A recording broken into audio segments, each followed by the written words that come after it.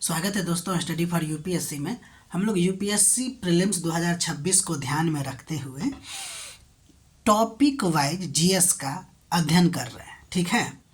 जिसमें आज हम लोग ज्योग्राफी का देखेंगे।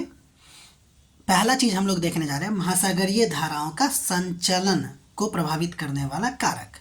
तो पहले महासागरीय धारा के बारे में देख लीजिए कि ये जो होता है ना, वो महासागर में नदी प्रवाह के जैसा होता है, ठीक, जिसका एक निश्चित मार्ग और दिशा होती है और जिसमें निरंतर प्रवाह होता रहता है, ठीक। देखिए, महासागरीय धारा के प्रभावित करने वाले कारक के बारे में डायरेक्ट आपसे क्वेश्चन पूछ सकता है कि कौन कौन है। तो पहला सौर ऊर्जा यानी टेम्परेचर, इसके बदले में टेम्परेचर भी दे सकता है, तापमान। वायु बदले में पवन भी दे सकता है, तो कन्फ्यूज नहीं कीजिएगा। गुरुत्वाकर्षण, कोरियोलिस बल, लवणता और घनत्व, दोनों को साथ साथ हम लोग पढ़ेंगे। और महासागर में जो कुछ स्थलाकृति होती हैं और आकार, ये भी आपको महासागरीय धारा को प्रभावित कर देता है।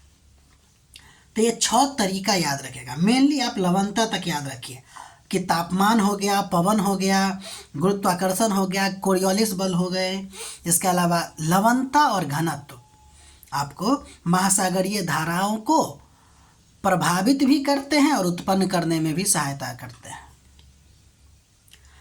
अब हम एक एक करके थोड़ा थोड़ा सबके बारे में जानकारी प्राप्त करेंगे। देखिए, जब सौर ऊर्जा से होता ये है कि जल जो है वो गर्म होता है, क्योंकि सौर ऊर्जा में क्या होता है, तापमान होती है। तो तापमान से जल गर्म होता है और जब वो जल गर्म होता है तो उसके पार्टिकल के बीच में दूरी बढ़ती है। इससे होता ये है कि जल फैलता है।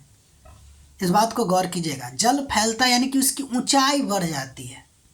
यही कारण है कि विषुवतीय वृत्त या कहते भूमध्य रेखा के पास महासागरीय जल का जो स्तर होता है ना, मध्य अक्षांशों की अपेक्षा 8 सेंटीमीटर ऊंचा होता है।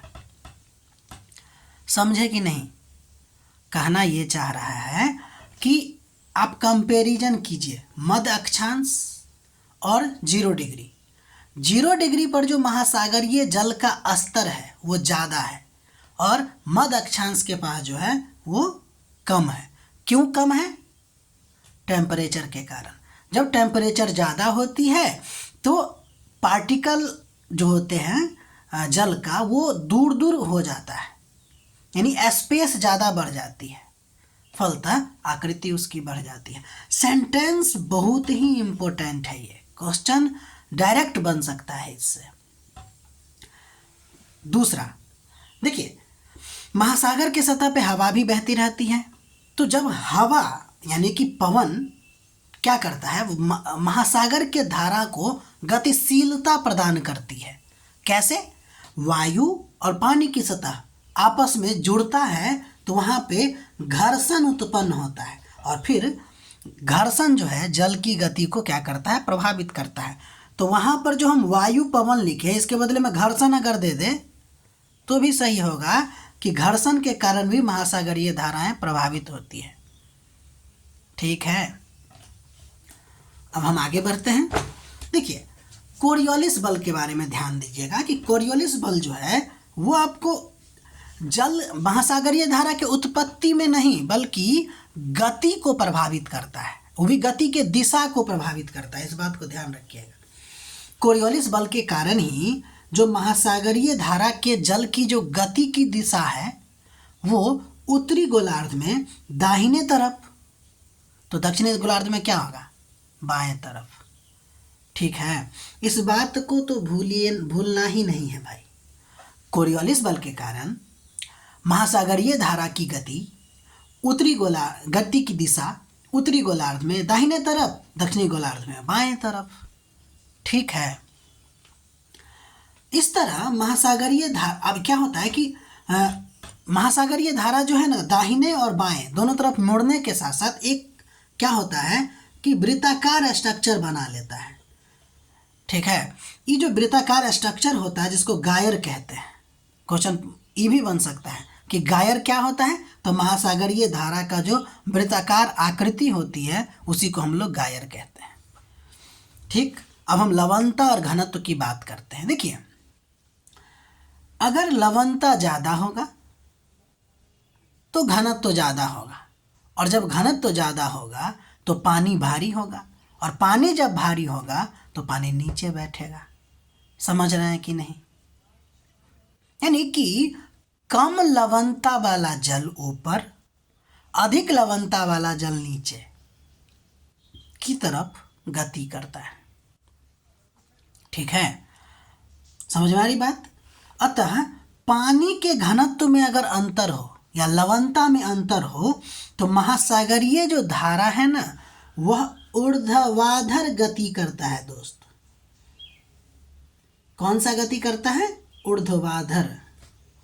इस बात को ध्यान रखिएगा कि लवणता में अंतर की वजह से महासागरीय जलधारा ऊर्ध्वाधर गति करता है, या सघन जल भारी होता है और वो नीचे बैठता है। इस बात को ध्यान रखिएगा। कुछ अन्य बात यह हो गया आपको। कुछ अन्य बात ध्यान दीजिए कि महासागरीय धाराएं दो प्रकार के होते हैं, ठंडा और गर्म। जो ठंडा होता है वो ध्रुव से विषुवत रेखा की ओर बहती है, और जो गर्म होता है वो विषुवत रेखा से ध्रुव की ओर बहता है। इसमें कोई डाउट नहीं। तो महासागरीय धारा को प्रभावित करने वाले कारक में सौर ऊर्जा है, कोरियोलिस बल है, लवणता और घनत्व है, वायु है ना।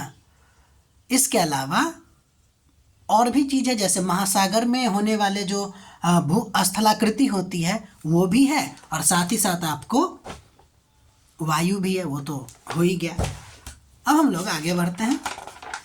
एक और बात है नोट में, महासागरीय धारा से ही रिलेटेड, कि धारा की जब शक्ति की बात करते हैं हम लोग तो उसका मतलब होता है उसकी गति से, यानी कि धारा की शक्ति का संबंध उसके गति से होता है, और गति को वाह कहा जाता है ज्योग्राफी में।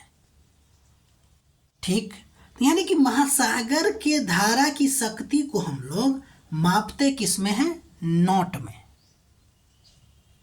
ठीक, सामान्यतः अगर देखिएगा धारा तो सतह के निकट सर्वाधिक शक्तिशाली होता है, जबकि गहराई में धारा की गति जो होता है वो धीमी होती है। कहने का मतलब ऊपर में, जैसे मान लीजिए कि अगर ये सब महासागर है तो महासागर के ऊपर में धारा की गति जो होगी वो ज़्यादा होगी। लगभग कहा जाता है सामान्यतः 5 नॉट से तो ज़्यादा होता ही है, जबकि गहराई में जब नीचे की तरफ आइएगा तो लगभग 0.5 नॉट के आसपास पहुंच जाता है ना। नॉटिकल माइल, ये हालांकि एक नॉटिकल माइल डिस्टेंस होता है, ठीक है ना, ये नॉट है। समझ में आ रही बात? अब हम लोग आगे बढ़ते हैं। बहुत ही इम्पोर्टेंट टॉपिक जिसका नाम है अपरदन चक्र। ये हालांकि हम आपको और डिटेल में इकोलॉजी के चैप्टर में पढ़ाएंगे, वर्तमान में अभी यहाँ भी हम लोग थोड़ा बहुत पढ़ेंगे, और ये आपको अगला मतलब कि 2-3 लेक्चर के बाद आ जाएगा इकोलॉजी में। अभी तक हम शायद उसमें 14-15 लेक्चर आपको दे दिए हैं, एक लाइन से हर चीज़ चल रहा है। ठीक है, अदर सब्जेक्ट भी आप देख सकते हैं, हर चीज़ को डिटेल में बताया जा रहा है। जितना धीरे धीरे सक्षम हो पा रहा है हमसे उतना करने की कोशिश कर रहा है, लेकिन पूरे सब्जेक्ट की पढ़ाई यहाँ पे होगी, इस बात को भी ध्यान रखिएगा। और भी डिटेल में अगर ये कर लिए तो फिर कहीं और देखने की ज़रूरत ही नहीं पड़ेगा। नया जो ऐड होगा वो तो ऐड होगा ही ना। चलिए अपरदन के बारे में बात करते हैं। तो जटिल कार्बनिक पदार्थों का सरल कार्बनिक पदार्थों में टूटने की जो प्रक्रिया होती है वो अपघटन कहलाता है। तो अपघटन चक्र की जब हम बात करते हैं तो सरल कार्बनिक पदार्थ ये जो जटिल कार्बनिक पदार्थ है वो सरल कार्बनिक पदार्थ में टूट जाएगा। ठीक है, ये जो मृत पौधा, पशु, पत्तियां, मलमूत्र इत्यादि होते हैं, वो जो जैविक पदार्थ होता है वही अवशेष मिल के आपको अपरद का काम करता है। तो अपरद क्या होता है? वही जैविक पदार्थ का जो अवशेष होता है उसी को अपरद कहते हैं। और ध्यान दीजिए, इस अपरद को खाने वाले को अपरद भोजी डेट्रीबोरस कहते हैं। ठीक है, तो अपरद के लिए जो अपघटन के लिए जो कच्चा माल है वो क्या है? अपरद है। ये इम्पोर्टेंट नहीं है, यहाँ पे इम्पोर्टेंट बात है। अपघटन की जो प्रक्रिया होती है उसके अलग अलग स्टेज है, चरण है। पहला खंडन, या इसी को कभी कभी अपखंडन कहते हैं। लीचिंग, अपपाचन, या इसी को कभी कभी कैटाबॉलिज्म कहते हैं। ह्यूमिसिफिकेशन, और साथ ही साथ खनिजीकरण। ये अपघटन चक्र जो है वो 5 स्टेज से होकर गुजरता है। ठीक है, ये चक्र देख लीजिए, इसके बारे में हम लोग डिटेल अध्ययन करेंगे इकोलॉजी के चैप्टर में। हरा पौधा है, मरा, अपरद में बदला, अपरद क्या होता है बता दिए हैं। उसके बाद अपखंडन या खंडन हुआ, इस इंग्लिश में इसको फ्रेगमेंटेशन कहते हैं। फिर आपको निश्चालन हुआ, निश्चालन के बाद अपपाचन हुआ जिसको कैटाबॉलिज्म कहते हैं। फिर ह्यूमिसिफिकेशन हुआ, और फिर आपको मिनरलाइजेशन यानी कि खनिजीकरण हो गया, और फिर पौधा इसको ले लिया। तो ये चक्र हमेशा चलता रहता है। ठीक है, कुछ इंपॉर्टेंट बात ध्यान दीजिए। जब आपको पूछा जाए अपघटन की प्रक्रिया में ऑक्सीजन की आवश्यकता होती है तो आप यस कहिएगा। ठीक है, हालांकि कहीं कहीं मतलब कि एनारोबिक मतलब कि अपघटन भी होता है, समझ में आ रही बात। लेकिन सामान्यतः अगर आपसे स्टेटमेंट पूछे कि अपघटन प्रक्रिया में ऑक्सीजन की आवश्यकता होती है तो हमारा आंसर होगा यस।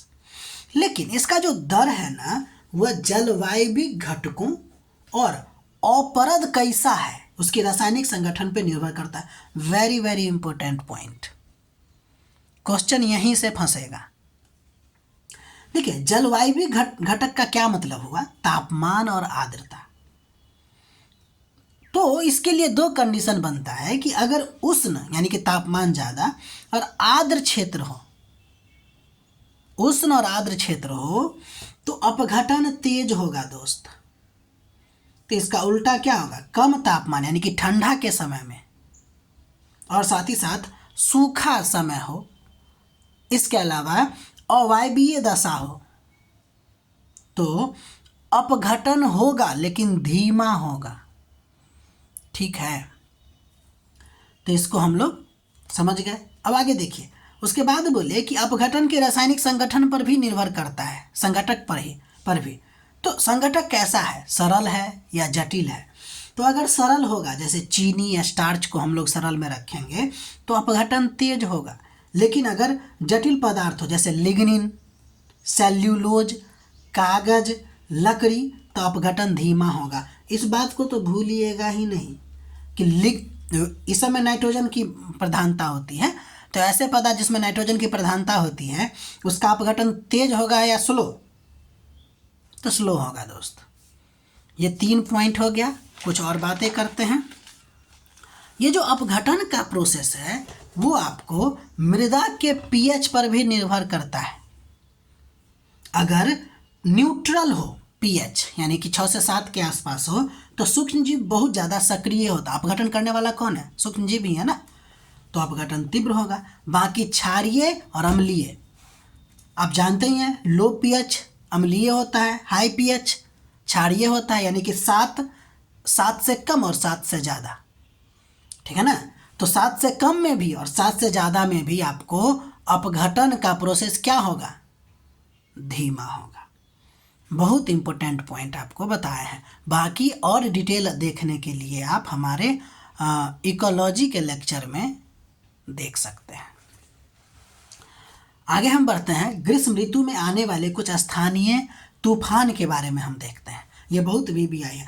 खासकर इस बात को गौर कीजिएगा कि ग्रीष्म ऋतु में आने वाला जो ये तूफान है वह किस किस फसल को मतलब कि किस किस फसल के लिए अच्छा होता है उस पर गौर करना है। बाकी ये सब आप जानते हैं, आम्र वर्षा क्या होता है। तो ये ग्रीष्म ऋतु के दौरान आने वाला स्थानीय तूफान है।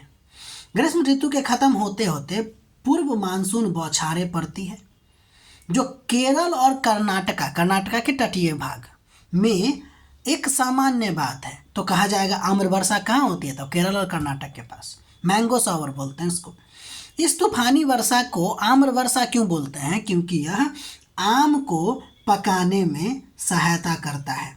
दोस्त, आम्र वर्षा लाभकारी है आम के लिए। केरल और कर्नाटका के क्षेत्र में होता है, ग्रीष्म ऋतु के आसपास होता है। ठीक, अगला है फूलों की बौछार। ध्यान दीजिए, ये भी आपको केरला और निकटवर्ती कहवा उत्पादक क्षेत्रों में होता है, और कहवा के फूल खिलने लगते हैं इस वर्षा से। ठीक है ना, फूलों की बौछार वाली वर्षा, है ना। कोई दिक्कत? तो कहवा उत्पादन के लिए ये आपको लाभदायक है। आगे हम लोग देखते हैं काल बैसाखी, नॉर्वेस्टर इसको बोलते हैं। असम और पश्चिम बंगाल में बैसाख के महीने में शाम में चलने वाली भयंकर और विनाशकारी वर्षा युक्त पवन है। ये तूफान है ये, ठीक है ना, भयंकर और विनाशकारी है। समझ में आ रही बात? ध्यान दीजिएगा, यह जो वर्षा है वह चाय, पटसन, चावल की खेती के लिए अच्छी मानी जाती है। चाय, पटसन, चावल। इसके अलावा अदर वाला जो आपको बताया है मैंगो सावर, वो आपको आम, और इससे पहले जो फूलों की बौछार की बताए हैं वो आपको कहवा के लिए अच्छा माना जाता है ये सब। ठीक है, असम में काल बैसाखी को ही हम लोग बारदोली छिरा कहते हैं। उसके बाद आपको लू है, ये आपको उत्तरी मैदान में पंजाब से बिहार तक चलने वाली शुष्क गर्म पीड़ादायी पवने हैं। ध्यान दीजिएगा, इसका ज़्यादा प्रभाव बिहार और दिल्ली के आसपास पड़ता है। ठीक है, बिहार से दिल्ली, समझ वाली बात। हालांकि ये पंजाब से बिहार तक चलती है। अब हम आगे बढ़ते हैं। अगला नंबर को बहुत ही ध्यान से देखने की जरूरत है। पेडिमेंट एंड पदस्थली या पेडिप्लेन बोलते हैं। ये दोनों के दोनों मरुस्थलीय क्षेत्र का आकृति है, शुष्क एवं अर्ध शुष्क क्षेत्र का आकृति है। और साथ ही साथ ये भी बात ध्यान रखिएगा, अपक्षय और अपर्दन से बनने वाला क्या है, ये सब आकृति है। तो पेडिमेंट एंड पदस्थली क्या है, तो अपर्दनात्मक स्थल है या आकृति है। ध्यान दीजिए, जब मरुस्थल में कोई पर्वत या पहाड़ी होती है तो उसके नीचे यानी फुट स्लोप पर क्या होता है, अपक्षय या जल अपर्दन से एक हल्का ढाल वाली चट्टानी मैदान बनता है। इसी को पेडी प्लेन कहते हैं। एनसीईआरटी में देखिए लिखा हुआ है, पर्वतों के पाद वही यानी कि वही नीचे वाला क्षेत्र, फुट स्लोप यानी फुट वाला पार्ट पर या तो मलबा होगा या नहीं तो मलबा बहा दिया गया होगा। तो मलबे रहित या मलबे सहित मंद ढाल, ज़्यादा ढाल नहीं, मंद ढाल वाली चट्टानी तल को पेडिमेंट कहते हैं। उम्मीद है समझ गए होंगे। पेडिमेंट क्या होता है, मरुस्थल में होता है। इसमें होता क्या है, चट्टान पर्वत के नीचे वाले भाग में अपर्दन से क्या होता है कि कट के जो चीज़ें बनती हैं, हल्का ढाल वाली मैदान, वो भी चट्टानी मैदान, उसको हम लोग क्या बोलते हैं, पेडिमेंट कहते हैं। दोस्त आगे बढ़िए, ध्यान दीजिए, मरुस्थल में पेडिमेंट जो बनता है उसका कारण हालांकि आपको पता चल चुका है, लेकिन फिर भी पहला नंबर है आपको सीट वाश। इसके बारे में हम पढ़ेंगे, सीट वाश के बारे में पढ़ेंगे। फिर भी यहाँ देख लीजिए कि वर्षा का पानी पतली परत में, जैसे मान लीजिए कि अगर बरसात, मैदानी क्षेत्र पर बरसात अगर हो रहा है तो जो धीरे धीरे यहाँ पे बूंद पड़ेगा और ये क्या करेगा, आपको ऊपर वाले परत को बहा के ले जाएगा, सीट वाश। तो परत में से बहाकर मलबा को हटाता है। इसके अलावा वेदरिंग, अपर्दन भी होता है, चट्टानें आपको टूटती फूटती है। इसके अलावा लैटरल इरोजन ऑफ स्टीम यानी कि धारा किनारों से काटते। अगर मान लीजिए कि कोई हालांकि वहाँ पे नदी मरुस्थल में होता है, ऐसा नहीं है कि नहीं होता, लेकिन अगर कोई मान लीजिए कि स्टीम, वो भी अल्पकालिक स्टीम अगर आए तो बहे तो पर्वत के किनारे वाले पार्ट को क्या करेगा, काटेगा। ध्यान दीजिएगा, लैटरल लिखा हुआ है, ठीक है ना। अब देखिए एक और कारण है बैक वेयरिंग ऑफ स्लोप, मतलब पर्वतीय ढाल का पीछे की ओर हटना। ये सब कारण है आपको किसका? पेडिमेंट बनने का। इस बात को याद रखिएगा कि बैक वियरिंग ऑफ स्लोप, पर्वत की ढाल को पीछे की ओर हटना, इसे ही समानांतर निवर्तन क्रिया कहते हैं। समानांतर निवर्तन क्रिया कहते हैं। जैसे मान लीजिए कि अगर ये पर्वत है और ये इसका स्लोप है, टी टाइम में यानी T1 टाइम में ये था, अब ये क्या हुआ कि इधर की तरफ जा रहा है और अब T2 टाइम में ये हो गया। दोस्त यहाँ पे एक अंतर ध्यान रखिएगा, जहाँ से स्लोप था वहीं से स्लोप है, ज़्यादा एसटीपी नहीं बना है, यानी कि खड़ी ढाल वाला नहीं बना है। एंगल इस समय और इस समय दोनों समय सेम होगा, जो पहले था वो उसके बाद भी होगा। यही होता है बैक वियरिंग ऑफ स्लोप। कुछ और एक्स्ट्रा दिमाग नहीं लगाइएगा। टाइम T1 में और T2 में अंतर बस इतना है कि ये पहले यहाँ था, अब ये कट के यहाँ आ चुका है, तो पेडिस्ट यानी क्या बोलते हैं उसको, पेडिमेंट का विस्तार हो गया है। पेडिमेंट पहले यहाँ था, अब बढ़ के यहाँ हो गया है, लेकिन एंगल में कोई अंतर नहीं आया है, इसलिए स्लोप ज़्यादा नहीं बढ़ा है, जितना स्लोप था उतना ही है। ठीक है, इसी को हम आगे बढ़ाए हैं। होता ये है कि समानांतर निवर्तन क्रिया में पर्वतों का जो अग्रभाग है को अपर्दित करते हुए पेडिमेंट आगे बढ़ती है। दोस्त बताए ना, पेडिमेंट आगे बढ़ती है तथा पर्वत घिसते हुए पीछे हटता है। देखिए पहले यहाँ था फिर यहाँ आ गया, पहले यहाँ था फिर यहाँ आ गया, घिसते हुए पीछे हटती है और धीरे धीरे पर्वत पूरा का पूरा अपर्दित हो जाएगी, नहीं तो कुछ पार्ट फिलहाल बच गया होगा। यानी पर्वतों का अपर्दन होता रहता है और केवल इंसेल वर्ग निर्मित होते हैं। अब मान लीजिए कि इतना ज़्यादा हट गया कि उसका कुछ ही पार्ट आपको बचा है, उसका केवल कुछ ही पार्ट बचा है, उसको हम लोग इंसेल वर्ग कहते हैं। तो अगर इंसेल वर्ग कहे तो क्या होगा, पर्वतों का अवशिष्ट रूप होगा। ठीक, इस प्रकार होता यह है कि मरुस्थलीय प्रदेश में एक उच्च धरातल यानी कि जो पहले पर्वत था अब वो आकृति विहीन मैदान में परिवर्तित हो गया, जिसको पेडी प्लेन कहते हैं। मतलब या उसी को पदस्थली भी बोलते हैं। यानी कि पहले जो माउंटेन था फिर आपको पेडी प्लेन बना, फिर उसमें स्लोप रिट्रीट हुआ और उसके बाद फिर इंसेल वर्ग बना और फिर जो लास्ट यानी कि पूरा का पूरा खत्म होके पेडी प्लेन बन गया। समझ में आ रही बात? या ये बचा हुआ रह सकता है और जितना बड़का पर्वत था अब ये पूरा हट चुका और इतना ही बड़ा बचा, और ये जो हुआ बना है पेडिमेंट का विस्तार, वही पेडी प्लेन हो गया। उम्मीद है समझ गए होंगे। अब आगे हम लोग देखते हैं मरुस्थल के प्रकार। ये इसका सीक्वेंस बताएं कि पहले माउंटेन था, उसने पेडी प्लेन बना, पेडी प्लेन के बनने का 4 कारण आपको बता दिए, और फिर आपको बताए अभी भी उसका इरोजन हो रहा है, जिसको स्लोप रिट्रीट बोलते हैं। स्लोप रिट्रीट आपको स्पेसिफिक वर्ड है ना, स्लोप का पीछे हटना, एंगल नहीं परिवर्तित होगा, और आपको इंसेल वर्ग बनेगा और जो बच जाएगा उसके बाद ये पूरा का पूरा फ्लैट हो गया है, जिसको पेडी प्लेन बोलते हैं। मरुस्थल के प्रकार देखिए, मरुस्थल के प्रकार जो हम यहाँ देखेंगे वो स्थल की प्रकृति यानी कि सरफेस के फीचर के आधार पे देखेंगे।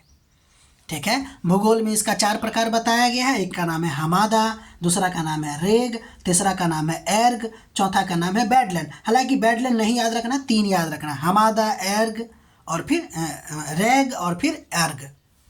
बहुत सिंपल में समझिए। देखिए, अगर आपको हमादा बोले, एक बात याद रखिएगा, रॉकी डेजर्ट, यानी आप ऐसे डेजर्ट में पहुंचे जहां पे बड़ा बड़ा रॉक हो, यहाँ पे रेत बहुत कम होगा।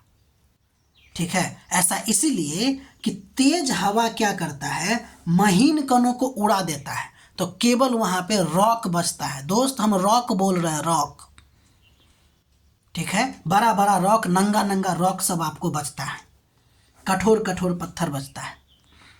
इसी को हम लोग क्या बोलते हैं, हमादा। तो Hamada Rocky desert, Sahara desert में बहुत सारे ऐसे पार्ट हैं, वो हमादा के अंतर्गत आता है। अब हम लोग रेग की बात करते हैं। देखिए, स्टोनी डेजर्ट बोले, कंकर, चट्टान और कंकर में अंतर होता है ना दोस्त। तो रॉक हमादा में है, रेग में आपको स्टोनी है, यानी कि कंकर पत्थर, जिसको पेबल्स बोलते हैं, छोटा छोटा होता है ना, और बजरी अधिक मात्रा में होता है। ठीक है, उसको क्या बोलते हैं? रेग बोलते हैं, रेग बोलते हैं, कंकरीला पत्थर यानी मरुस्थल, यानी कि स्टोनी डेजर्ट को। अगला नंबर है एर्ग, ये सैंडी डेजर्ट है, बहुत अधिक रेत, और रेत के टीलों में सैंड ड्यून्स का भी विकास होता है। एक लाइन में अगर याद रखना हो तो हमादा रॉकी डेजर्ट, रेग stony desert, एर्ग Sandy desert.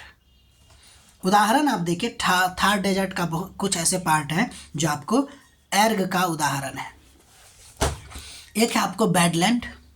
Badland क्या होता है? हाईली इरोडेड लैंड होता है, बहुत तेज अपर्दन के कारण भूमि असमान हो जाता है, गहरी गहरी घाटियाँ बन जाती है, खाइयाँ बन जाती है, और ऐसी जो हो जाती है उसी लैंड को हम लोग बैडलैंड बोलते हैं। यहाँ पे खेती होगा क्या? बिल्कुल नहीं होगा। ठीक है, तो ये रहा आज ज्योग्राफी के लिए। तो आज इतना ही। बाकी अगर आपको हमारा प्रयास अच्छा लग रहा है तो लाइक कीजिए, शेयर कीजिए और सब्सक्राइब कीजिए। बाकी मिलते हैं अगले वीडियो में, तब तक के लिए अपना ख्याल रखिए, पढ़ाई करते रहिए।